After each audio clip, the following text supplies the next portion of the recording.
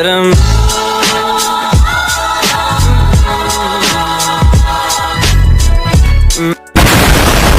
Halo semuanya.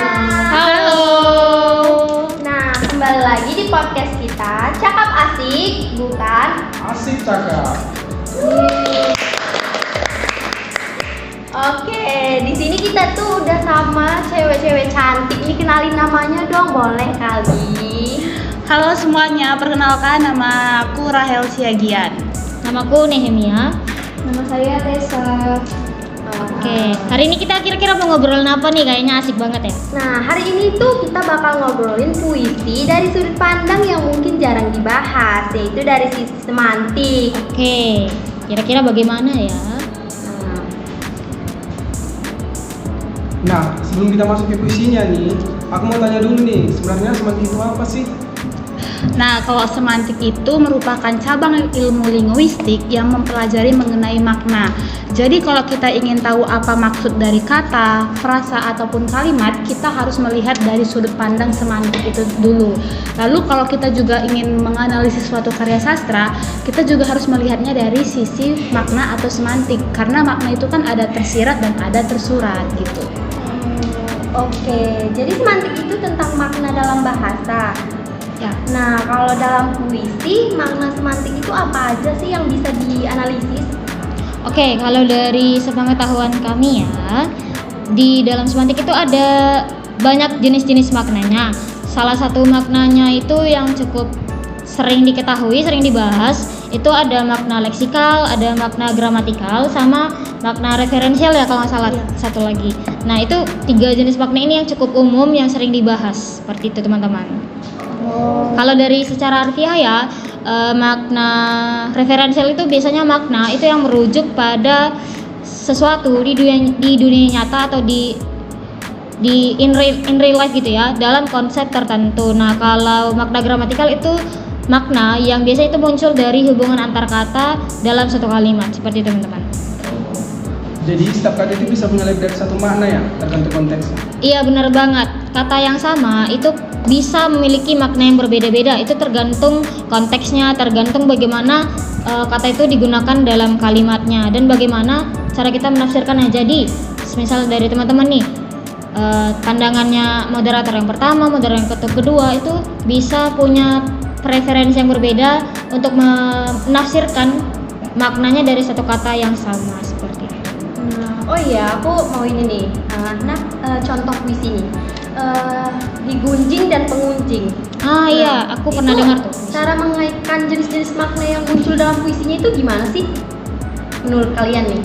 Nah, seperti yang di dalam puisi yang digunjing dan pengunjing ini, kita bisa melihat nih bagaimana penyair itu memainkan makna-makna tadi untuk menyampaikan kritik sosialnya.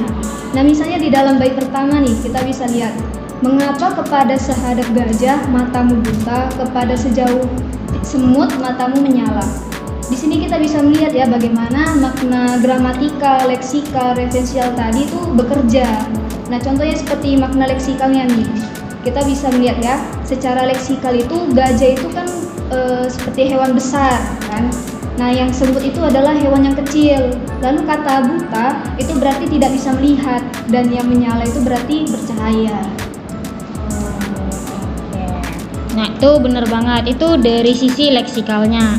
Tapi kalau dari sisi referensial, itu tadi kan ada di-mention tuh sama teman saya. Itu ada kata gajah, ada kata semut. Nah, itu bukan hanya sekedar hewan. Jadi dalam semantik, kata semut sama hewan ini punya arti yang berbeda nih. Kalau dari referensial ya, sisi yang referensial, kata gajah itu bisa diartikan sebagai sesuatu yang besar, dilambangkan dalam bentuk gajah nih teman-teman. Tapi kalau yang semut itu berkebalikan.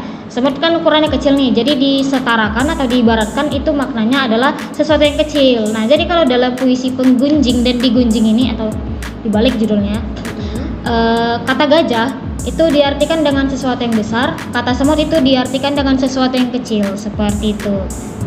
Kalau dari sisi makna puisinya ya, ini kan bukan hanya sekedar hewan ya, kata gajah dan semut ini itu diibaratkan dengan sesuatu peristiwa ataupun kejadian yang dibesar-besarkan, yang dikecil-kecilkan, seperti itu.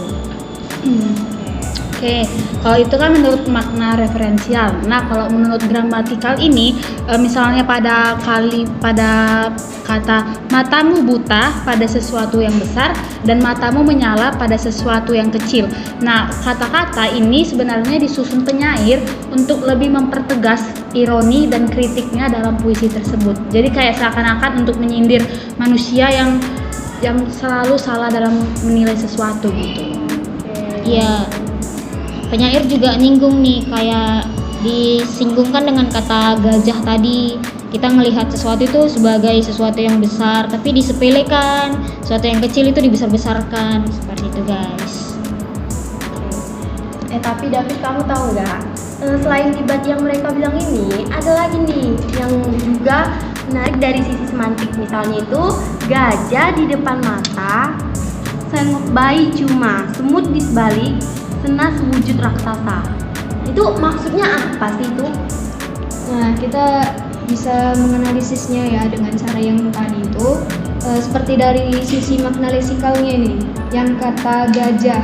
Nah, seperti yang saya bilang tadi, gajah itu diibaratkan hewan yang besar, atau kenyataannya memang hewan besar kan? Lalu yang mata, kata mata itu adalah alat indera penglihatan. Lalu yang seonggok itu berarti segumpalan kecil, dan raksasa itu berarti makhluk yang besar. Itu dari sisi leksikal ya teman-teman ya. Kalau dari sisi yang referensialnya, di sini kan itu ada kata gajah lagi. Kata gajah itu lagi-lagi muncul. Itu bukan hanya sekedar hewan ya teman-teman ya, tapi dia mewakili sesuatu hal yang besar, tapi dianggap kecil, disepelekan gitu sama seseorang. Itu yang dimaksudkan oleh penyairnya. Terus ada kata semut tadi, secara fisik itu kan semut tuh kecil, dia dianggapkan sebagai hal kecil yang disepelekan. Kadang ada juga tuh orang yang nganggap hal kecil itu dibesar-besarkan, seperti masalah. Seperti masalah kecil iya, besar-besarkan, betul banget. Itu yang disinggung oleh si penyair. Ini disinggung penyair itu bagaimana cara manusia itu menilai sesuatu. Kadang kan ada orang yang menganggap hal yang besar dikecil-kecilin, disepelein, hal yang kecil dibesar-besarin. Betul banget, itu yang disinggung si penyair. Ya sih, zaman sekarang emang suka seperti itu ya. Benar banget. Nah, kalau ini dari sisi makna gramatikal ya, sama seperti yang tadi tuh ada juga kontras di bagian makna gramatikal nih, kayak di bagian gajah di depan mata yang seharusnya jelas terlihat malah disepelekan atau malah diremehkan. Gajah itu kan besar, tapi manusia menyepelekannya seakan-akan mereka tidak melihatnya. Lalu pada bagian semut di sebalik sana yang seharusnya kecil dan jauh, tetapi malah kelihatan besar, jadi dilebih-lebihkan gitu. Sama seperti yang teman saya udah jelaskan tadi kan, yang besar malah disepelekan, malah nggak dianggap, yang kecil malah dibesar-besarkan, malah jadi heboh gitu. Jadi bisa disimpulkan ya kalau puisi ini memang menunjukkan bagaimana manusia seringkali salah dalam memprioritaskan sesuatu. Iya, benar banget. Dari puisi ini kita bisa belajar bagaimana penggunaan bagaimana penggunaan kata-kata itu menunjukkan sesuatu pesan, tapi tidak disampaikan secara langsung, disampaikan dalam bentuk kata-kata. Nah, dari semantik inilah kita bisa tahu apa sih maknanya dari puisi itu.